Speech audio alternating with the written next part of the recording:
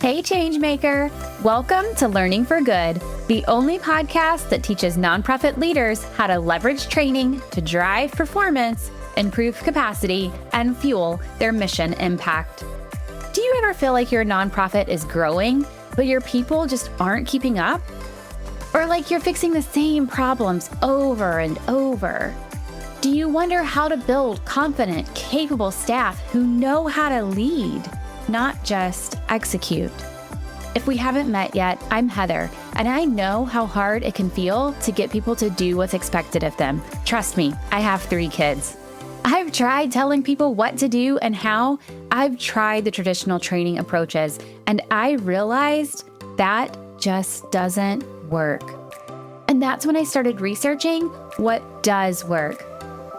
Now, I help mission-driven leaders use learning to drive performance, build capacity, and make change that lasts.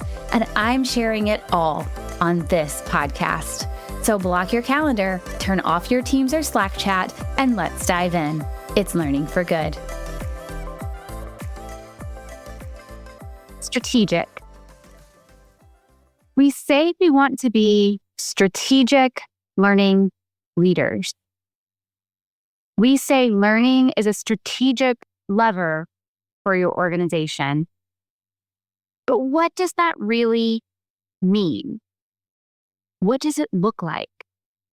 And why isn't it happening? I've been on a deep dive exploration of this lately. We've been talking about being strategic for as long as I've been in learning and development. So what's missing? Why aren't we doing it? Or are we? I'm on a mission to find out. So I've recorded several podcast episodes on the topic, and I'm hosting a handful of LinkedIn Live panel discussions on the topic too. Today's podcast episode is a peek at one of those discussions. You're in for a treat. And if you want more, join us for the next Learning for Good Summit on July 22nd, where we will continue to dive deep into what it means to be a strategic learning leader and what you can do as you continue to pursue and maintain that title. Let's dive in. It's Learning for Good.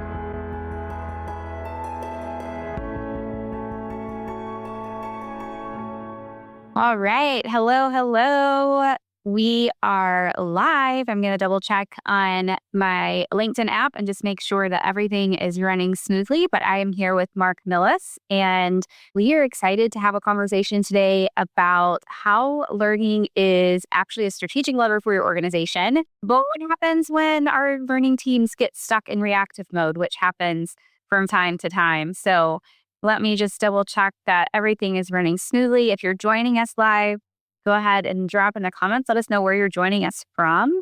We want to know that you're here. We want to hear from you, answer any questions that you have as well, and just stay connected to you throughout the LinkedIn Live process.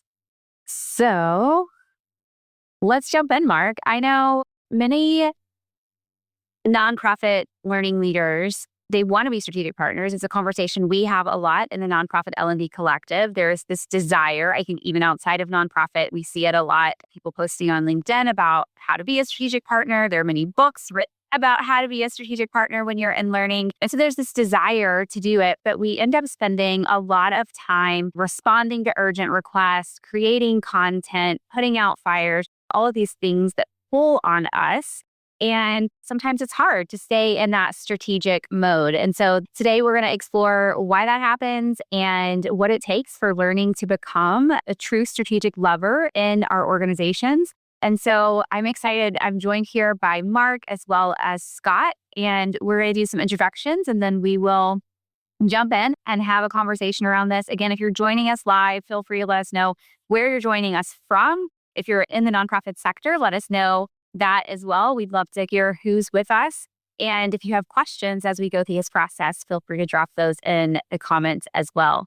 So I will hand it off, Mark, to you first for an introduction. Just tell us who you are and maybe why you care about this topic if you so desire. And we will go ahead and jump in. Great. Yeah. Hi, everybody. As Heather said, my name is Mark Nilles. I'm a learning and development professional with about 20 years, give or take years, working primarily in the international development sector. So working with a lot of nonprofits and funders on programs that try to make the world a better place. And specifically for the last 15 years, my focus has been on using learning, development, performance, all of these things that we love to support that mission. So that's one of the reasons I'm really interested in talking about this, is that I truly believe that learning and development and performance support and the sorts of things that we do can help support the important work that all nonprofits do. And so to the extent that we can keep pushing that conversation forward, I think we should just keep doing that. So anyway, I'm looking forward to the conversation. Absolutely. Thank you, Mark. We're excited to have you here with us. Scott, quick introduction on your end? All right. Good morning, Heather. My name is Scot Vessell. I have been in the learning and development field it's going on 30 years. It's more than 25. I know that. It's been a long journey. I have been in instructional design, consulting, independent contracting, managing the learning function. I've worked in the public sector, the private sector. My current organization is the first nonprofit that I've worked with. And although it is much smaller than the organizations I'm used to working with, it's still a pretty large nonprofit. And so a lot of this is a little bit is new to me, and a lot of it's just old hat. This particular topic we're talking about today, anytime I do any public speaking and get to the Q&A section, these are the questions. It's all about, how do I get a seat at the table? How do I have them take me seriously as a business partner? And certainly there are things that we can relate, but it's a process is what it is. So I'm excited to talk about this today. Yeah, thank you, Scott. We're excited to have you join us in the nonprofit sector. So for anyone who doesn't know me, I have been in learning and development for 20-ish, maybe just over 20 years, and have been in the nonprofit sector for, I haven't done that math recently, maybe 12 years. And so I love working with nonprofits. I think it's so meaningful that we get to impact the sector at such a large scale. And so one of the things that I do, obviously consulting is part of that, instructional design, leadership development, leadership competencies. But a couple other things that I get to do are host the Learning for Good podcast and the nonprofit L&D Collective, which both are intended for nonprofit training professionals. And so we love having conversations like this to help continue to move the sector forward and support learning and development, talent development folks as they're thinking through not just training needs and learning needs, but also how are we showing up within the organization and how are we making sure that our work is valued. And so with that, I am excited to have this conversation with the two of you and hear from your perspectives. I think so much value comes from us all just learning from each other. So I'm curious, to start us off, why is it that so many nonprofit learning teams end up operating in kind of this reactive mode where we're constantly by these fires or these training requests, this kind of content creation? Why is that? Why are we stuck in this reactive mode? Excellent. I've got a couple of thoughts. I can start the conversation with a couple of thoughts. One is sometimes I think, in a way, we're victims of our own success. We can put together a really good training. We can integrate really good design, really good delivery, some good evaluation. Hopefully that's taken seriously. And if, some of our colleagues see the great work that we can do in the training room, they think, and for what it's worth, that sort of training environment, that classroom environment, that school type environment is very familiar.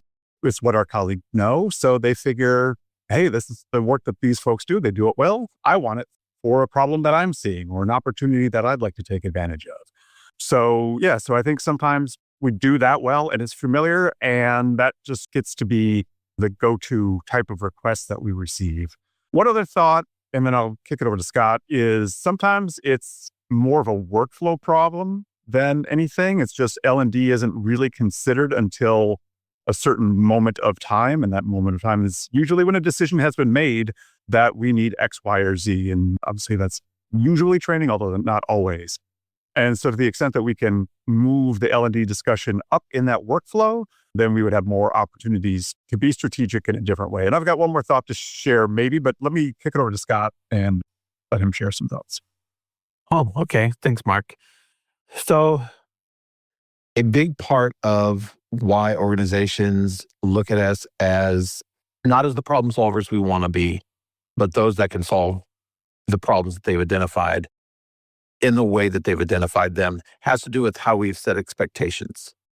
The organization that I'm in currently, they hired me to be a business partner. They see L&D as a function, not just a team. But that certainly has not been the case everywhere I've been. And going in, there is an expectation that the organization has as to what the L&D function or L&D team members can do for them. And leaders are the ones with their thumbs on the pulse of the organization. They're the ones that know what their business needs are. And they tend to identify, and training will solve this problem. And I know we haven't gotten to how do we fix that problem, but let's just go into, are you speaking their jargon? Are you speaking their language? Do you feel the pain points that they feel? And when you're first with an organization, that might be difficult, especially if they already have L&D established. If they already have a team and you're just joining that team, they already have the expectations for that team that they want. And it may not be a business partner. It may be order takers.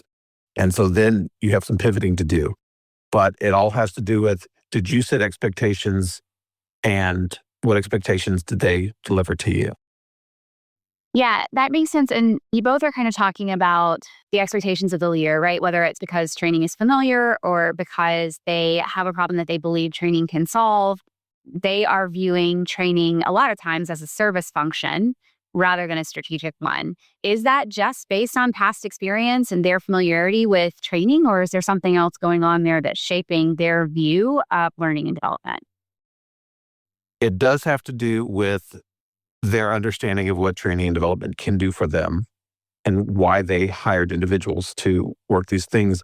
I know this is a cliche thing to say, but it's still true. They're not going to care how much you know until they know how much you care. It goes back to, are you speaking their language? So if they just see you as a person who can solve the problem for them in the way that they've identified it, then that's what you're going to be. So yeah, I do believe it's, what has learning and development ever done for me in this arena? As I interview leaders in this organization, my first question is, so what's been your experience with L&D and how can we assist you now? And that gives me a temperature of the room. What is their expectations of L&D? And sometimes it's, I don't know, what do you guys do? But a lot of times it's functions. Can you get my people into Working Genius? Can you get my people into the Global Leadership Summit? They seem to think that they have the solution to their problem. Yeah, to build on that, sometimes I think about how closely does leadership see L&D aligned with the mission of the organization? If we're talking nonprofit, of course, if we're talking for-profit, then we're talking about revenue or profit, but we're just sitting in the nonprofit world. How closely do they see the role of L&D and, to Scott's point, the solutions that we can provide? How closely do they see that aligned or directly related to the programmatic accomplishments that we want to achieve? And that's a tough conversation to have because there are so many contributing factors. Sometimes difficult to make the case that this learning process led to this result 3 steps down the line.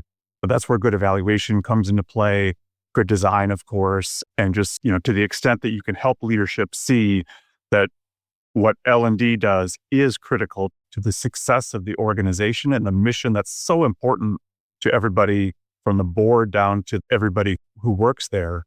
That's where we're going to have, I think, get some traction in these discussions with leadership. Okay, so I'm hearing it's based on their perception and their willingness to maybe explore other ideas of L&D, also based on how we shape that perception, how we shape that narrative, how we're able to prove our value, what we're doing, how it's successful, how it impacts the mission. And Scott, to your point, building those relationships and speaking their language also as part of how we start to shift that. What's the risk of staying in this service function kind of training factory type reactive mode? What are organizations missing when they don't start to see learning and development as a more strategic partner? One of the more common outcomes is receiving training products or interventions that don't solve the problem that they were looking for. Organizations need to get used to this language. Training is not going to be the solution to your problem, but I guarantee it's going to be a part of the solution. And when you start speaking that language and you can demonstrate what you've identified and how you will measure that, that changes that perception. But as long as an organization's L&D function is just order takers, then here's a problem. Training didn't solve the problem. So either give us more training or we're going to find somebody who's going to give us more training.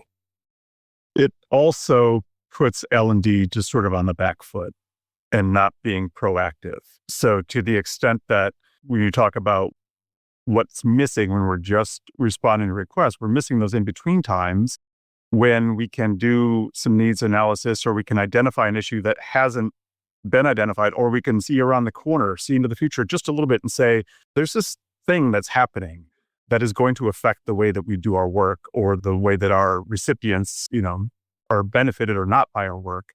And so let's have a conversation about how we can help affect our performance, our outcomes, the solutions that we're providing. So that more proactive role is just lost if all we're doing is sitting around and waiting to get the order. I used to work in restaurants. I used to be a server. I took an order and I delivered the food. I couldn't anticipate I sometimes could anticipate what my customers needed, but I think L&D sits in a much more powerful, can sit in a much more powerful position to see those unmet needs that are not even understood by the folks who are doing that work. It also tends to bring the request for training at the end of a project.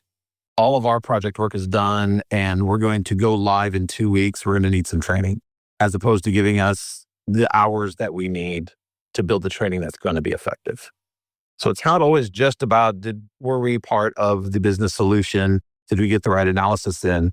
Some of it is just, do we have time to do the work that is going to produce the results that you're looking for? Or do I just need to slap something together because you need training before this goes live to your customer? Nonprofit, we're not really talking about going live to the customer, but the sentiment there is still the same. Do you wish you could connect with other nonprofit learning and development leaders? I know what it feels like to want someone to bounce ideas off of and to learn from, someone who really understands you and your work.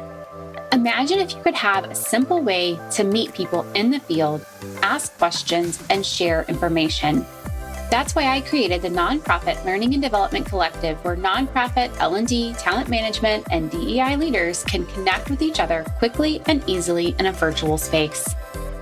When you join this community, you will walk away with a new, diverse, and powerful network and a sounding board for your staff development needs. So if you're ready to exchange ideas and collaborate with your peers, come join the Nonprofit L&D Collective. So you guys have started to focus a little bit on what it looks like to be more strategic, being brought in earlier, doing that needs analysis, being able to solve performance problems, thinking about training as part of the solution, not the solution itself. Paint the picture for me. I actually kind of want to look at this two different ways. What does it look like when learning becomes a strategic lever in the organization? Paint it for me first, how you would talk about this with an executive. And then I also want us to talk about it from the learning and development. Like, what would you say to another learning and development person who is trying to figure out what learning as a strategic lever looks like? Because I think our language is different. Scott, to your point, being able to speak the language. So if you were talking to an executive and you were trying to explain how learning, what does it look like when learning becomes a strategic lever for the organization, what are the types of things that you would say to them? You said executive, so I'm going to talk from that point of view, because when you're speaking to an executive, I'm going to try to frame this in a nonprofit way. They're going to care about, can I get more donations? Can I save money? Or can I delight whoever our customer is? Those are the three things they're going to care about. If you can't speak to that, the executive doesn't have time to even listen to it. So just trying to explain to a C-level or a senior level leader in your organization, you have to lay the groundwork first, not just to be able to answer those questions before we gave that little cliche until they know how much you care. You need to be in the meetings. You need to already be speaking to them about their pain points. You need to say, hey, I think I have a solution for that. Even if the solution isn't a training solution, you have to be able to speak their language. And so if you're going to be looking to reposition yourself the groundwork has to get laid before you go having those big discussions about here's what I can do for you, and make it pragmatic. Here's what I can do for you in this project you have going on. Or I know this is one of our strategic goals for the year, and the KPIs are showing that we're not really getting there, but I think I might have some ideas that will push us over that line. That's what an executive is going to want to hear.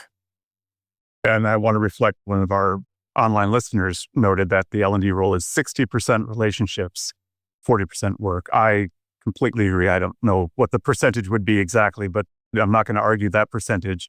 And I know that building relationships, what I found really successful, and this is going to sound obvious, but there's some real work behind this, is being prepared for those meetings. So Scott, you said trying to be in those meetings.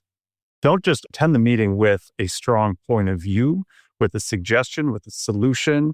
Be ready to really be a valuable member of that meeting and really demonstrate. Sometimes that takes time. You might need to be at the organization for a good amount of time, before you're able to build up that sort of relationship, that reputation, that trust that you are bringing expertise to this conversation, that you're not just somebody who is, yes, you are able to turn around a training, but you're also able to help think about solutions in the bigger strategic scale. So I agree, those relationships are really important, and you have to be really deliberate about how you're building and why you're building those relationships. Mark, all of us are always learning. I am certainly always learning. One of the things that I'm learning over these last 5 months, in the for-profit world, relationships are about reaching a transaction.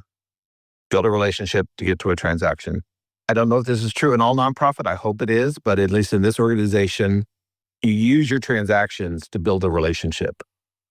The transaction is the means, not the goal. The goal is to build a better relationship. I think if the for-profit world were to dig in that a little bit more, there may be some different definitions of success. I'm looking at this comment as well, 60% relationship and 40% work. I don't know what that ratio really is. That might be true, but absolutely focus on a relationship, not on the transaction, but let the transaction build the relationship. Yeah, it really does work together in a lot of ways. I think the relationship piece is definitely something that I have always valued and I have found to be very important. It's when you have that relationship and you have that trust that you're brought in earlier to the conversations. I think there's also a piece, Mark, where you were talking about, and I don't remember exactly how you worded it, but coming with a strong point of view. And piece of this that I think I want to put, you guys can disagree with me, I want to put the word entrepreneurial on it. There's a piece of this where we have to be thinking about the quote unquote business and how we can solve the problem, even if it doesn't feel like it's our job. And it's that kind of entrepreneurial spirit that allows us to show up with a point of view, even when it's not necessarily training that we're showing up with, right? And so I think there is a piece of that too, where we feel stuck in our own lane. And I don't know if it's our own perception of ourselves or how we feel like other people perceive us, but there's a little bit of it there that I think also needs to happen. What are your thoughts? Yeah, I definitely think there's maybe a survival instinct of, oh, you're saying you're going to give me work? I better take that work.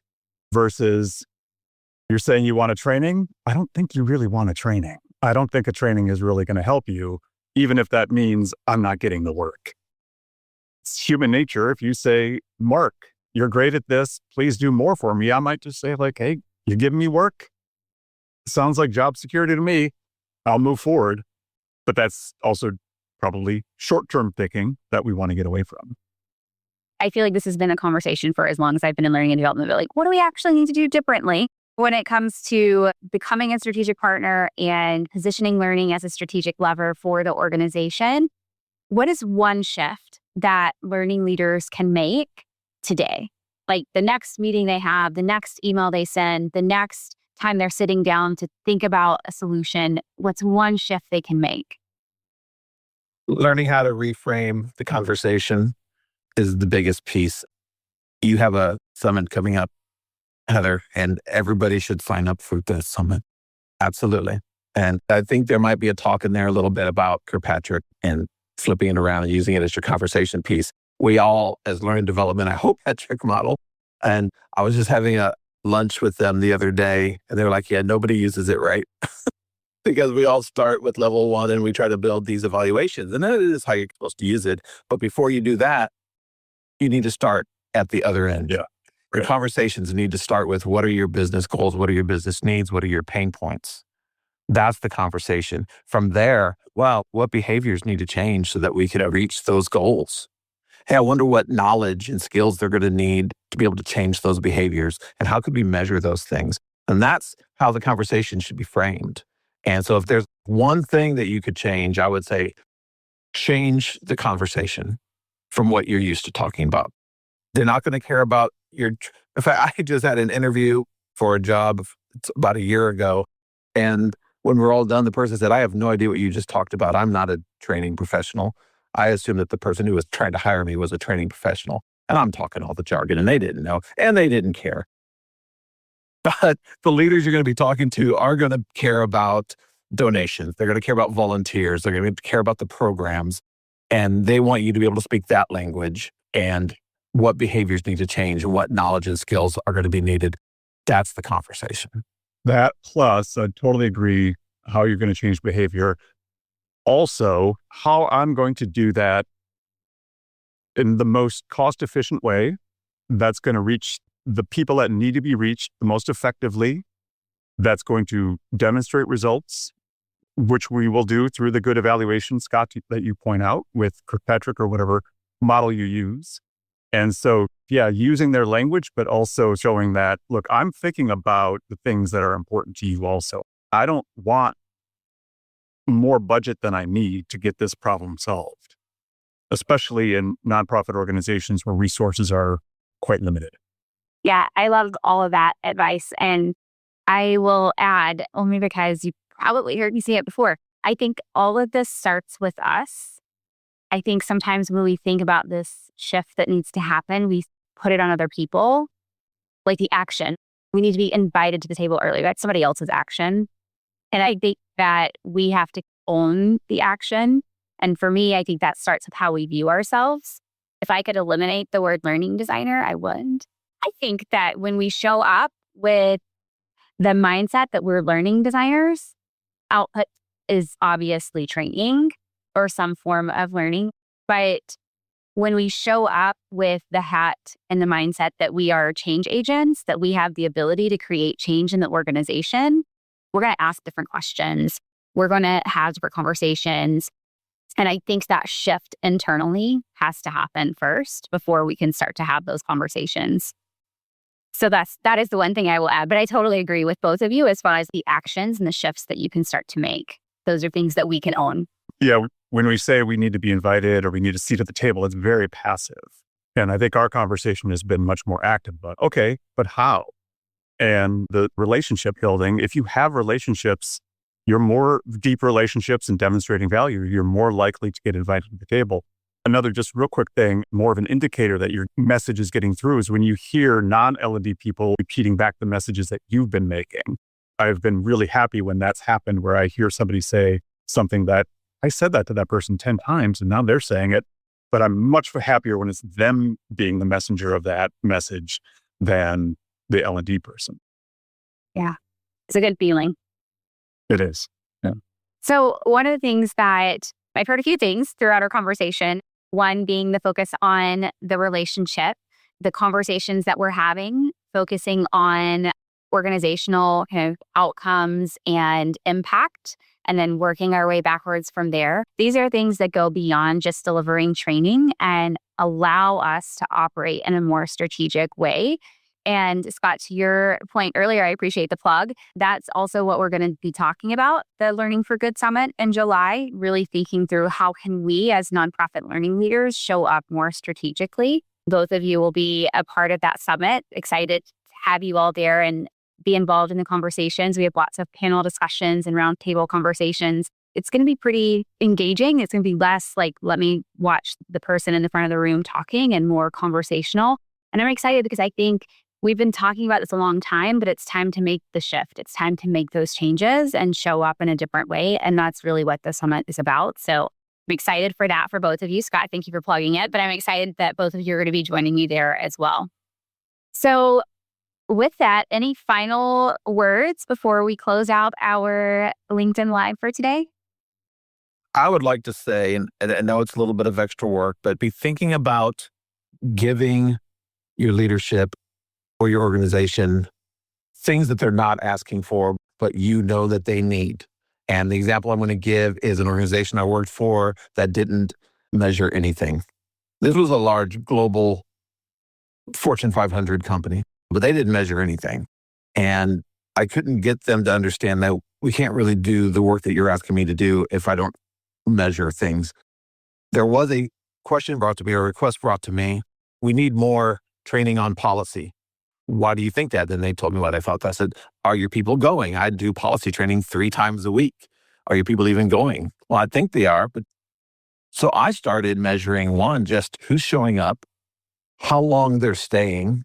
I would add things to the training to measure engagement. So are they even paying attention? Are they there? And then I would take that and I would measure that against how many people were eligible to come to this training. And I would start posting those percentages publicly, not publicly, but within the organization.